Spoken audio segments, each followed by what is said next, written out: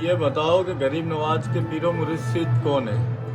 غریب نواز کے پیر و مرشد حضرت خواجہ عثمان ہارونی رحمۃ اللہ علیہ۔ سبحان اللہ، غریب نواز کی ذات سمجھنے کے لیے آپ کو ان کے پیر و مرشد کی ذات سمجھنا بہت ضروری ہے۔ سبحان اللہ، غریب نواز کے پیر و مرشد کا یہ مقام ہے کہ غریب نواز کے پیر و مرشد اللہ سے جب بھی دعا فرماتے تھے تو سبحان اللہ ان کی جواب دیا کرتا تھا۔ سبحان اللہ، اور غریب نواز کے پیر و مرشد ہر نماز کے بعد ہر عبادت کے بعد اللہ سے دعا فرماتے تھے کہ اے الہ العالمین تیرے پیارے حبیب کے صدقے میں 60,000 امتیوں کو بخش۔ سبحان اس طرح اگر ہم حساب لگائیں دن میں 5 وقت کا فرض نماز ہے، سبحان تو غریب نواز کے پیر و مرشد اپنی دعا میں دن بھر میں 60,000 امتی کر کے 5 وقت کی نماز میں 3 لاکھ امتی کو بخشوایا گیا، سبحان اللہ، جبکہ کی کوئی لمحہ ایسا نہیں گزرتا جو آپ کا عبادت کے بغیر ہے۔ سبحان اللہ، غریب نواز کے پیر و مرشد کا یہ مقام ہے۔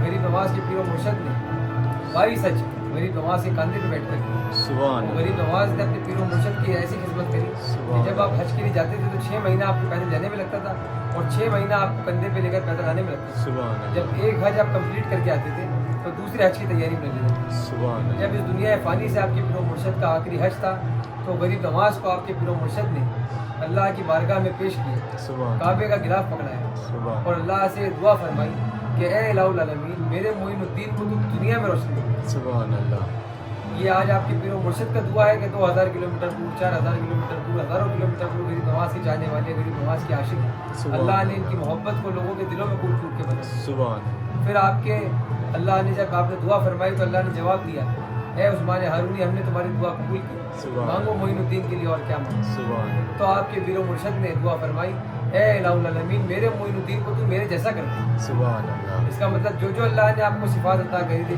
جس چیزوں سے آپ کو اللہ نے نوازا تھا وہ آپ نے سب غریب نواز کے لیے مانگا۔ سبحان اللہ، اب جب غریب نواز کے لیے آپ نے سب مانگ لی تو آپ کے مانگنے کا لمٹ ختم ہو گیا۔ اللہ کی ندا ہے کہ ہم نے معین الدین کو تمہارے جیسا کر دیا، سبحان اب اس سے آگے آپ اور کیا مانگیں؟ سبحان تو آپ خاموش کریں اللہ کے دربار میں سبحان اور اللہ کی ندا آتی ہے کہ مانگو اور کیا مانگتے ہو؟ یہ میرے دین کا مددگار ہے، معین الدین کے معنی دین کا مددگار ہے، سبحان اس کے لیے اور کیا مانگتے ہو؟ سبحان تو آپ کی آنکھوں سے آنسو جاری ہیں، آپ استراحیت کے عالم میں ہیں، کیفیت کے عالم میں، اور بے ساختہ فرماتے ہیں کہ اے الہ العالمین میرے معین الدین کو تو تیرے جیسا کر۔ سبحان اللہ، اس کا مطلب یہ ہوا کہ نمک میں ملی شے نمک ہو گئی اور خدا میں ملا باپ ہوا۔ سبحان مطلب یہ نہیں کہ دو خدا ہو۔